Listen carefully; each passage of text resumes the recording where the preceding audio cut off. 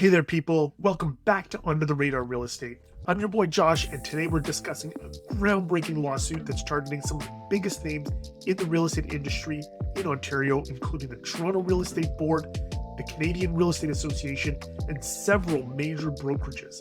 This lawsuit could have far-reaching implications, potentially changing the way real estate transactions are conducted and making the industry more transparent and fair for everyone involved. Now, I'm not entirely against the sentiment of this lawsuit. In fact, I believe that the real estate sector does need a severe shakeup, especially when it comes to increasing the level of transparency in transactions. So in this video, we'll explore the details of the lawsuit, discuss the current opaque nature of real estate transactions, and argue why and how the industry should evolve to better serve buyers and sellers.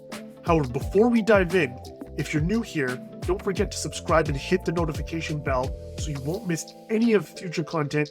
And if you find this video informative, please give it a thumbs up and share your comments down below. All right, so let's start by addressing the elephant in the room, the opaqueness in real estate transactions.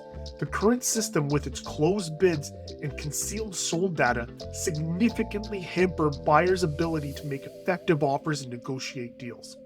Now, imagine being a buyer in this market. You're essentially making offers in the dark, without access to crucial sold data that can inform your decisions. This data is often hidden behind password-protected databases, accessible only to a select few, mainly realtors, leaving the average consumer in the dark. It's high time this information is made readily available to all consumers to level the playing field and foster fair competition. Next, let's talk about multiple representation. This is when both the buyer and seller are represented by the same brokerage in a real estate transaction. I firmly believe that this practice should be banned in Ontario. It's clear conflict of interest and can lead to biased negotiations and unfair outcomes. Moreover, if a buyer in a certain scenario chooses to self-represent themselves, there should be a mandatory 3-day cool-off period for the buyer to have the agreement reviewed before the transaction moves forward. Perhaps, actually, this provision should be extended to all transactions, ensuring all parties have ample time to review the agreements and seek counsel if needed. Now, let's delve into the details of the lawsuit.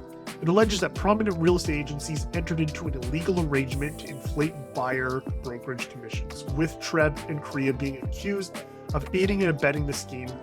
The lawsuit claims that the rules imposed by these entities severely limit negotiation or alteration of the price buyer brokerage commissions. If successful, this lawsuit could bring about industry-wide ramifications, potentially decreasing the cost of housing for everyone and making housing in the GTA more affordable.